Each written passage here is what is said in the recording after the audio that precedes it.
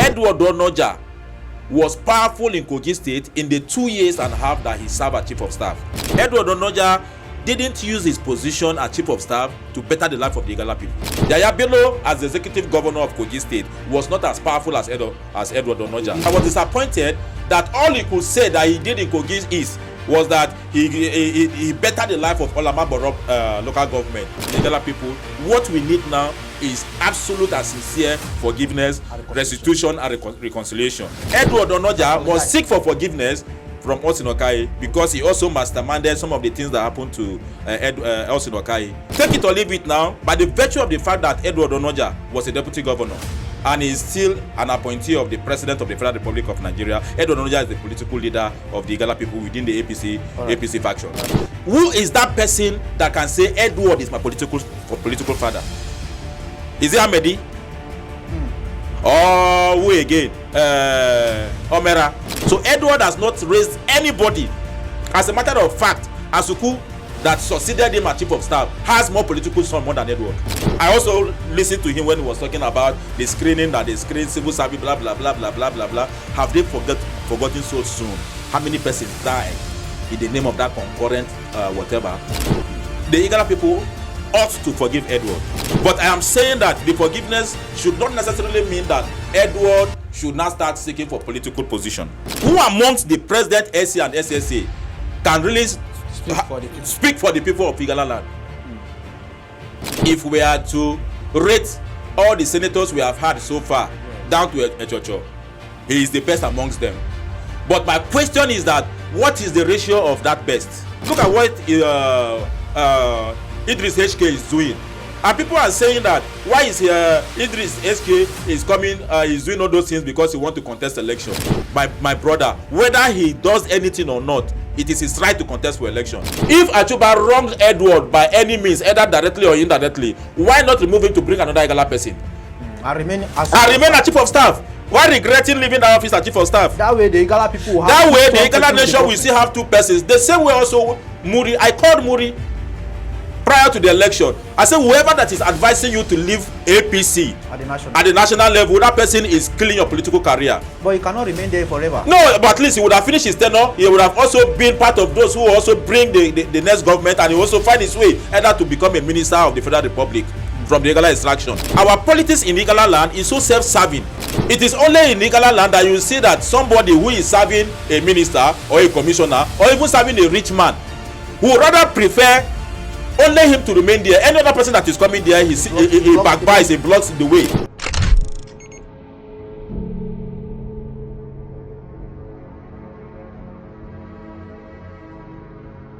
It's a very good day to you. Welcome to yet another episode of What Now. My name is Dan Sofo Jr. and today we have in the studio Christopher Sunday. Christopher Sunday is a public commentator and he's also almost everywhere. He's also a lecturer, and today he's here on What Now. We want to look at recently the former deputy governor of the state, and also who also served as at the time as a deputy as a chief of staff to the former governor Yahaya Bello, was on a podcast recently, and the story and the talk took over the internet. Everyone was just making analysis, saying one or two. But today we want to look at that podcast, the content of that podcast, and analyze it very critically to see what we are able to make out of it. So Mr. Christopher, you're welcome to What Now. Thanks for having me here. All right, so today I want to ask you, with what you heard and what you watched on that podcast from Chief Edward David Onoja, what is your assessment of that podcast? Thank you. For me, as a philosopher, I will be looking at it from 2 or 3, possibly 4 different angles. Yes. I'll be looking at it from the moral aspect of life.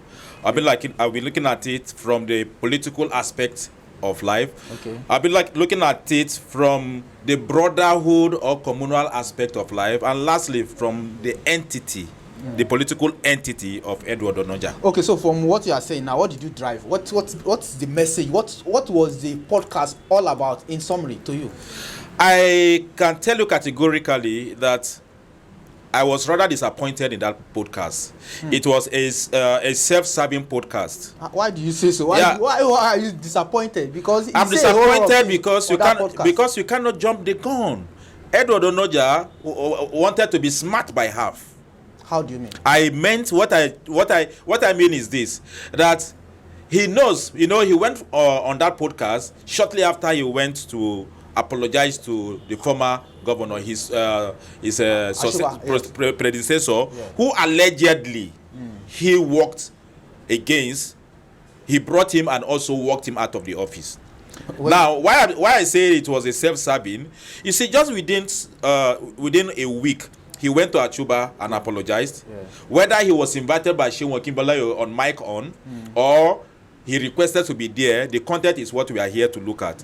Now, I expected Edward Onoja to extend that apology not only to Achuba. Is it because Achuba was his former boss, that is former deputy governor, or he took over from?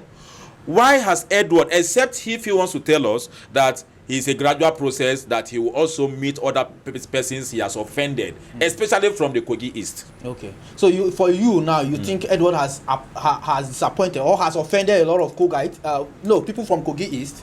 He himself knows that he disappointed so many persons. By how? By serving as chief of staff or by serving as deputy governor of the state? By serving as both. How do you mean? Good and fine. First of all, graciously, whether he deserved it or not, we knew that Yahaya Bello handed over that position of trust to Edward Onoja. By the way, up until Edward Onoja became chief of staff and later Bakiari became chief of staff, we never knew. Most of us, if I ask you now, who was the chief of staff of Obasanjo, can you remember? No. Who was the chief of staff to Goodluck Jonathan? Can you remember? But they came to office because, of course, let me tell you, where chief of staff are so powerful, look at it very well. It's either their principal pretend to be weak or their principal is weak. Abakiari and Abakiari and Buhari. Okay. Abakiari became so powerful that, in fact, at the time Buhari's second tenure, he gave order that elected governors, should take permission from Abakiari before saying him, until governors say no, and then they change it. Edward Onoja was powerful in Kogi State in the 2 years and a half that he served as chief of staff. Yahaya Bello, as the executive governor of Kogi State, was not as powerful as Edward Onoja. Is it possible that way? Are we not? As a governor, you are less powerful than your chief of staff, somebody you appointed? You see, there are some political maneuvering that people didn't see. See, take it or leave it. Yahaya Bello, I'm not here to praise him. I only saw him once in life. That is about 2 years ago. That is shortly before he left office. From a distance, I've never seen him. Even though Noja, I've only seen him once. And that was when they did Igala inauguration about 2 weeks ago in Abuja. I have never seen Edward Onoja once. So nobody should feel that maybe he is paid to come and say that. I'm not here for Edward or Yahaya Bello or anybody Edward has offended or Achuba. I am here for the topic of discussion. I am a philosopher. I don't discuss issue. I don't go argumentum ad hominem. I discuss issue. I don't attack people. So the issue is what I'm discussing. Edward Onoja didn't use his position as chief of staff to better the life of the Igala people. Well, he did a lot in his local government. If you go to Olamaboro, most of the roads there are constructed. There is a lady working in World Bank. Yeah, in World Bank. She's from Olamaboro.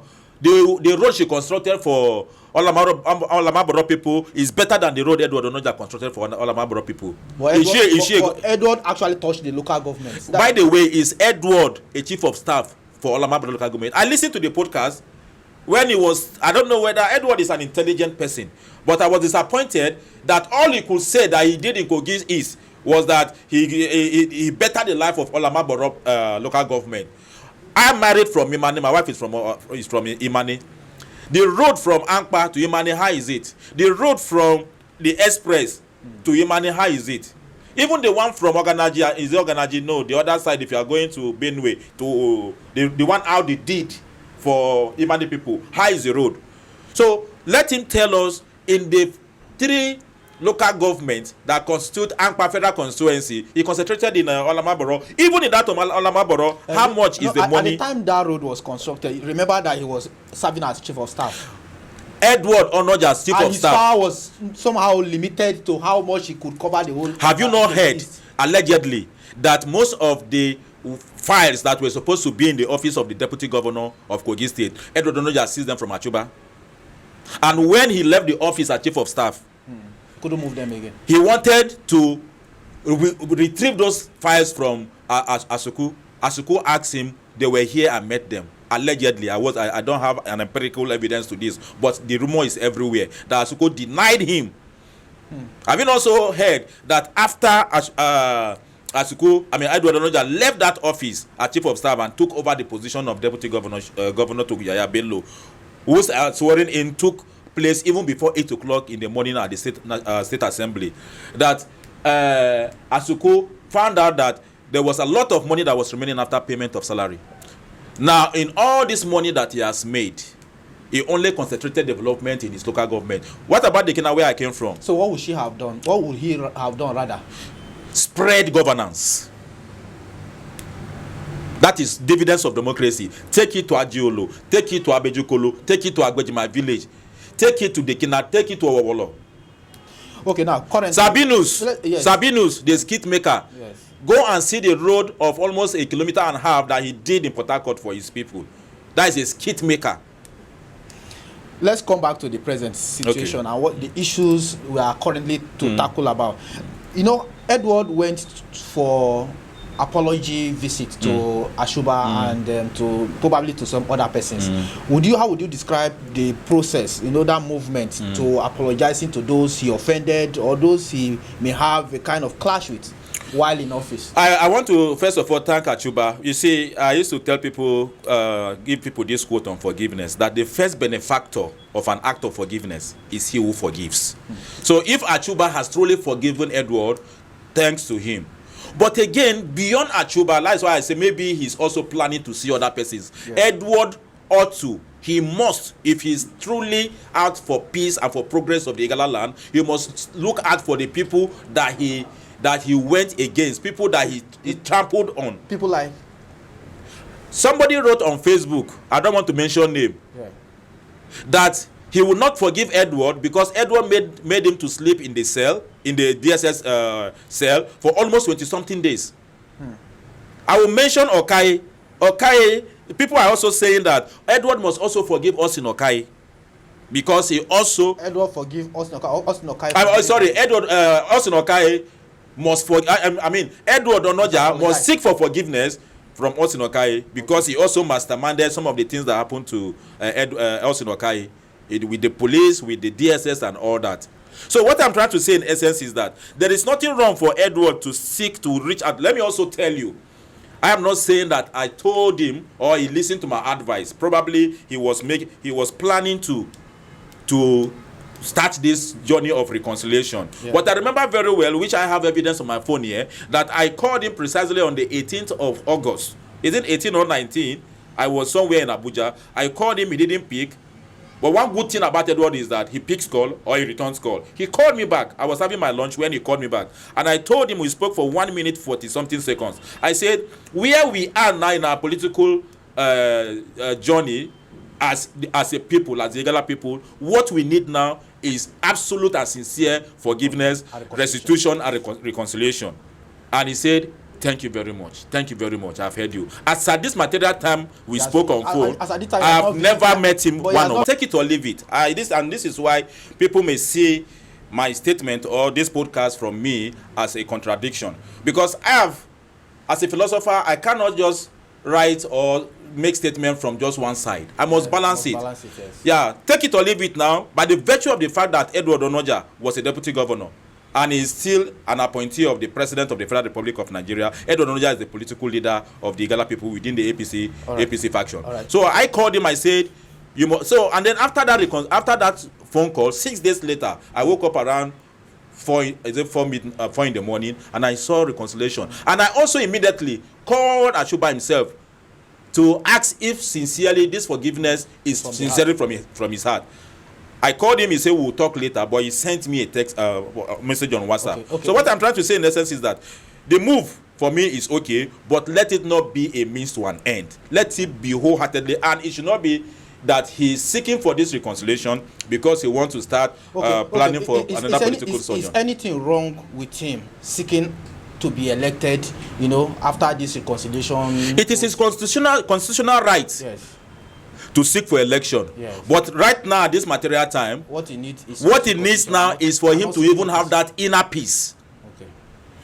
Life is not about politics. Politics is for you to develop your people. But why would you want to force yourself on the people who are already having a disdain mind against you? All right. On that podcast, when he was asked about the road leading to Natasha's house during the election, when it was a kind of separated or dog, you understand? Yeah. He actually made it known that he was not in the know. Yeah, when Shego Kinabayo were telling him that you were the chief strategist, your government masterminded that, and he said that is not his area, that he is from Kogi East. Was it that at that point in time he was already relegated by the government? No, he wasn't relegated by the government. So why was he not in the play? He was not in the strategy. No, he gave a valid point that yes, they may have their own strategy meeting at the state level, but at Kogi Central, that he was not there. He was in Olamaboro, Kogi East. But let us even go by logic. If he has, of course he accepted that he was the chief strategist for Yahaya Bello, which we all know. He has affirmed many times that he was a strategist for even the president and all that. We know he's intelligent. But if Edward Onoja is saying that he was not part of the strategy in the central, what about Daniel that was killed in Ayimba? Was that a strategy? What about Salomi that was burnt post-election crisis in Oshadamu? Was that part of his strategy? What about so many persons? What about the election that were reduced, the votes that were reduced in the local government? I personally called Echocho and confronted him that this is what we read on Facebook, that you and some policemen were reducing the votes in the local government. Echocho swore that he never did that. Of course, I only heard and I called him. And of course, it took a very long time before I met Echocho on a business, because of course I was with Star Times. I went there with some Chinese men for us to negotiate business. And even before I came there, Echocho had already set up some guys, some of his aides, to interrogate me to know why I came and all that and all that. But that is not why we are here. What I'm trying to say is that our political, understanding in Kogi is too shallow. Probably because we do not have good political mentor. Let us start from Achema. Achema, we don't know who mentored him, but of course, maybe from goodwill. Yeah. He started, and then look at the transition from Achema to Audu. And then look at the transition from Audu to Ibro. Look at the transition from Ibro to Wada. And then Audu was coming back before God now decided to call him back to the great beyond. So if you look at it very well, we do not have youths that are being groomed politically to understand what politics is all about. This brings me to this question. Next question: Can we, specifically say that Edward, as chief of staff, Edward as deputy governor, has been able to raise somebody who can say? Show me one person that today we can say that Edward is his godfather, political godfather. We can say the likes of Idrisima are political son to Achema. We can say that Professor Daniel Issa, Professor, of course, that is his nickname, Daniel Issa from Ayimba, is the political son or was the political son to Audu. We can say Ododo, the governor of Kogi State, is the political son of Bello. Of course, he calls Bello my father. Who is that person that can say Edward is my political father? Is it Ahmedi? Or who again? Omera. Who is that person that we can say from Kogi East? Yahaya Bello has made people. Like I said, I don't know, and I'm not here to maybe praise Yahaya Bello. This topic is not about Yahaya Bello or Ododo. It's about Edward Onoja, my brother, and Kogi East, where I came from. So Edward has not raised anybody. As a matter of fact, Asuku, that succeeded him as chief of staff, has more political son more than Edward. You think so? I know so. I hope you know that if Asuku was allowed to vie to contest that primary election, most of his votes would have come from the Ida Federal constituency. He has already groomed boys. Edward Onoja himself knows that Asuba has already played. That was because his power was reduced at the time. He said, do you know why his power? Do you know why? If not for the fact that he went as deputy governor, if he would have remained as the chief of staff, probably you would have that is, do you understand? That is a shield for him. That is an aberration, sir. That was what he said. That is an aberration, and that is because he messed up that office called chief of staff. Chief of staff is not an elected position. It's not even a state actor. Chief of staff is just like an administrative staff to take care of the activities of the governor within the government house. But he came because he was privileged to be given a free hand to act. I also listened to him when he was talking about the screening, that they screen civil service, blah, blah, blah, blah, blah, blah, blah. Have they forgotten so soon? How many persons died in the name of that concurrent whatever? How many times has he come out to address it? Let us forget about that one. So, if he is saying that if he had remained as chief of staff, if not because we are not politically matured, how can you say that a chief of staff is stronger than a deputy governor who shares a ticket with a governor? As the deputy governor, you have one single ticket with the governor. You know the system in this country. We are talking about what ought to be, not what we are talking about the ideal, not what is happening right now. For goodness sake, like I told you, he moved some file from the office of the deputy governor. It means Edward Onoja bastardized the office of the deputy governor, but he roped himself. How? By also what? Let me land on my thought. By also going to take over the position of his brother Achuba. For goodness sake, why if Achuba? Because of course we know that he was the one that introduced Achuba to Yahaya Bello, where they had their meeting and they asked him if he so much trust Achuba, and he said yes. And then he played him out. If Achuba wronged Edward by any means, either directly or indirectly, why not remove him to bring another Igala person? I remain a chief of staff. Why regretting leaving that office as chief of staff? That way the Igala people will have that way the Igala nation will still have two persons. The same way also Muri. I called Muri prior to the election. I said whoever that is advising you to leave APC at the national level, that person is killing your political career. But he cannot remain there forever. No, but at least he would have finished his tenure. He would have also been part of those who also bring the next government, and he also find his way either to become a minister of the Federal Republic from the Igala extraction. So what my anger here, the way I'm sounding, is simply because our politics in Igala land is so self-serving. Not even just our political leaders, even those who are serving our political leaders. It is only in Igala land that you see that somebody who is serving a minister or a commissioner or even serving a rich man would rather prefer only him to remain there. Any other person that is coming there, he backbites, he blocks the way. And that is why will Edward remove his brother Achuba from the same kingdom? And then now you are coming to ask for forgiveness. That forgiveness must go round. I don't want to bring a personal issue. But do you think that the Igala people will forgive Edward? No, they ought to forgive Edward. Okay. To move forward. That is why now I'm talking. Now I just finished talking from Edward as a political entity and his errors. Yes. The Igala people ought to forgive Edward. Like I said, the first benefactor of an act of forgiveness is who will forgive. But I am saying that the forgiveness should not necessarily mean that Edward should not start seeking for political position. At the end of the day, he should. So if he comes up, if Edward comes, he must allow the dust to calm.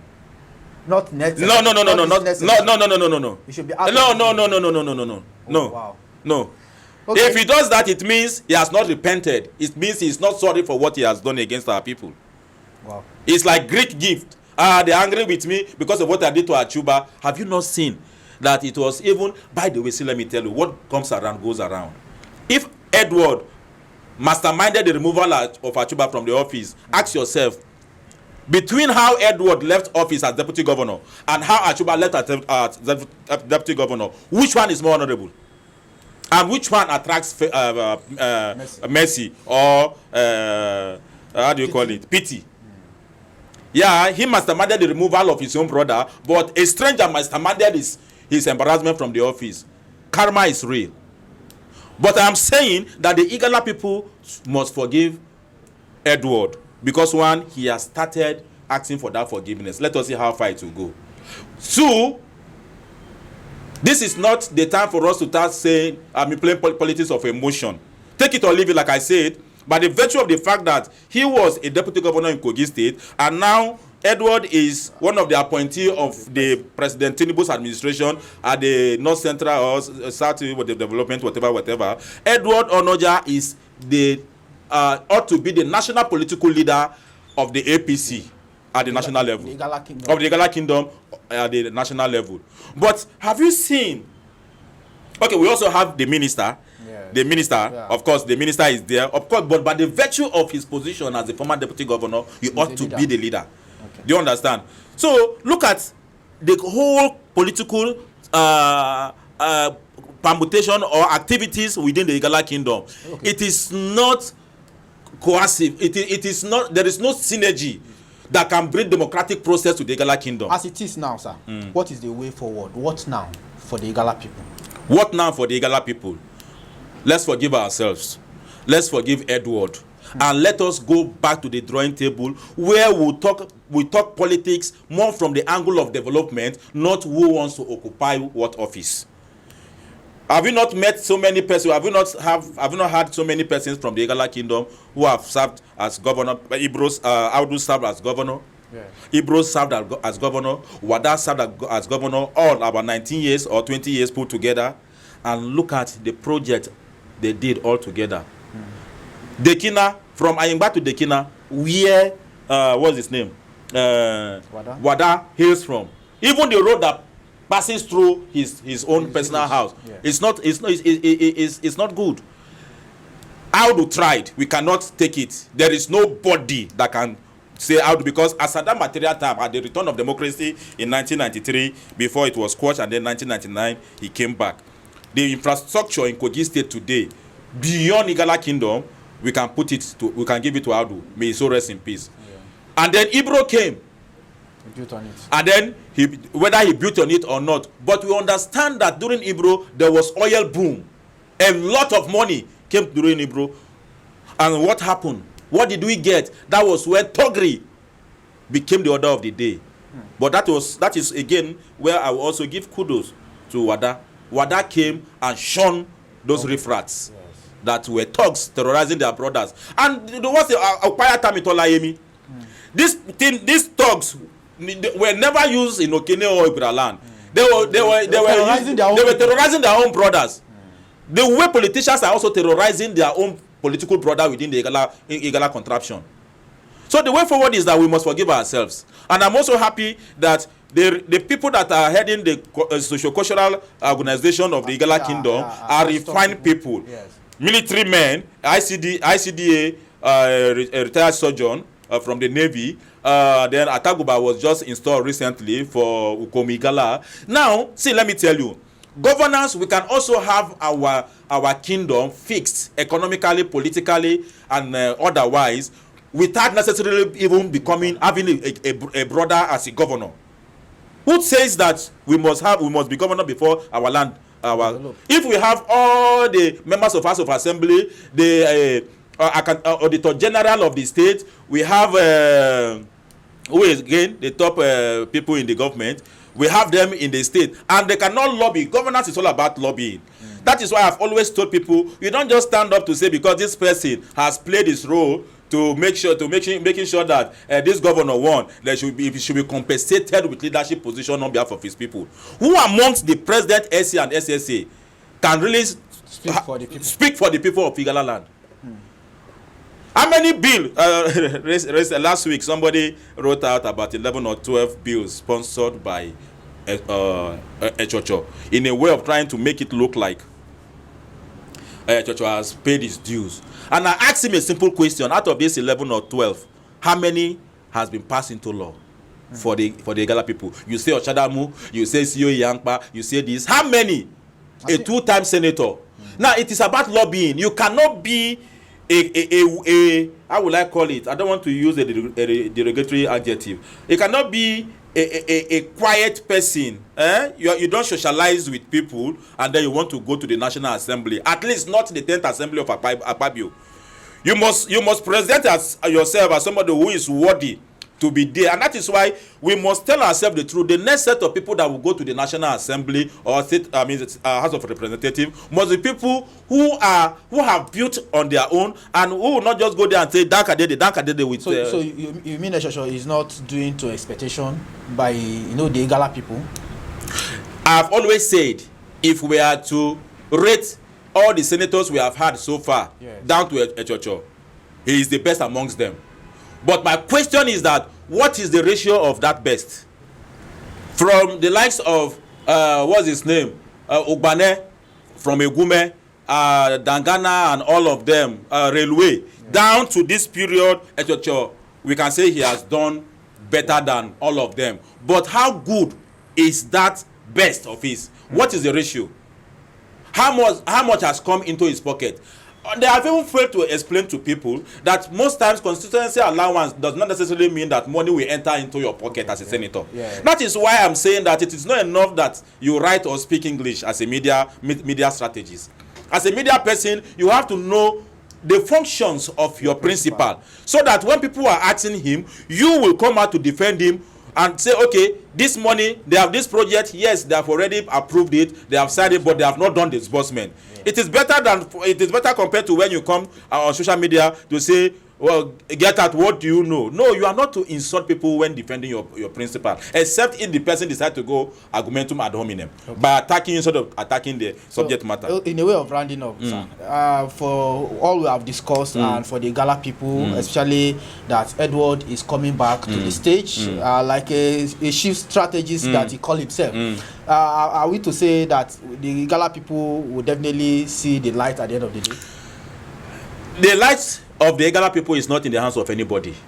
It's not in the hands of Edward. It's not in my hand. It's not in the hands of anybody. It's in the hands of all of us collectively. For now, those who acted in the last political dispensation that were not able to unify the Igala kingdom should take a back seat. Okay, let fresh people come. And then I'm not saying they should take a back seat by way of going to sit down. If Edward truly is a strategist, this is the time he has to prove himself that all his intelligence and strategy is not for personal aggrandizement. It is for the people and for the people of Kogi State. And I also want to use this opportunity as an Igala person, a son of the soil of the Igala kingdom, to also beg my Igala people. Facebook is Anukuwa Ishenifa. Anukuwa Dubata Igala. I know that, yes, we are always Ikodo Atene Kana Kola. We always want to talk, to express, a typical Igala man is expressive. Do you understand? But in expressing ourselves, we must take caution, so that we don't make it look like Facebook is created for the Igala kingdom. If there is problem, I think the ICD, I want to advise, the ICDA, the Okomu Igala, must come together to synergize, to do what? To get a kind of a committee that will be solving some of these problems that are coming. Because it's like we are like sheep without shepherd. You see problem. We'll bring everything to the Facebook. Yeah, we'll bring everything to the Facebook. People get to know your strategy. It is only okay. Look at it now. Are you seeing the West, the Okun people the media, talking about what is it called, election and their leaders on social media? And you think that the Igala people have problem more than the Okun people? Just this morning I was going to my office here, and then somebody now, I read somebody from one popular politician from the Central, where she posted a screenshot of somebody who insulted Yahaya Bello. Do you understand? And she was trying to say, obviously the person doesn't know his mother. That if he knew his mother, the mother would have told him who Yahaya Bello, blah blah blah. So there is problem everywhere. But your ability to manage this problem within the family, that is where maturity comes in. Like the issue of Edward, we are looking right now. The Igala people do not have national leadership. There is one one agency that was introduced, and the office now is in Okene. They are already employing.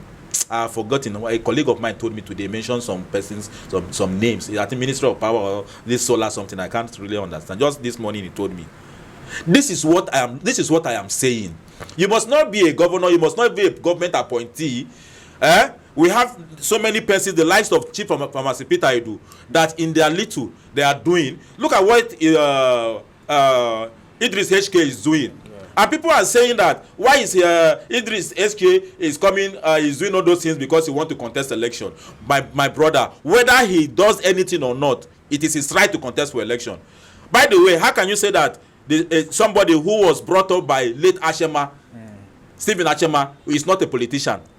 If Idris is not a politician, who else? So it is justifiable to do philanthropy to contest for election? It is also okay for you not to do philanthropy and contest election. So the people should pick the one that is best. The one that is the best, the one that can listen to the people, the cry of the people. I am not saying that Idris must contest for election. He has not told me that he wants to contest for election. I have not heard that Victor Adoji wants to contest for election, even though he has left PDP. I don't even know his political party now. I have not heard that Muri wants to contest under SDP. People are saying that Edward wants to contest. That is why he is seeking for all this reconciliation and all that. In all of this, we must all go back to the drawing table and be sincere to ourselves, to tell ourselves, first, we must forgive, we must reconcile. We must know that this is politics. There can only be permanent interests. There can be permanent friends. And because, permanent enemy. Because there is realignment and alignment. Who would have told you that today, Buala Daniel, Barrister Daniel Buala, will be a spokesman to Tinubu? Go and check. Who would have told you that Reno Mokiri will be defending Tinubu today? With all the derogatory comments he made on Tinubu prior to this election. So his personal interest. Right, so what I'm trying to say in essence is that I want you to round up because our time is let us forgive. Let us forgive. Go back to the drawing table. Let us not say, because whether you like it or not, there will still be problem within the political cycle going forward, even forever. Okay. All right. Thank you so much for coming. I want to appreciate you for coming. Christopher, thank you for being here. Next time, we'll call on you again and we'll be able to discuss other issues as it affects Kogi State, as it affects Nigeria and Kogi East, where you come from. Thank you so much for coming. It's my pleasure, my brother. I appreciate you. Until next time, my name is Dan Sofo Jr. This is What Now?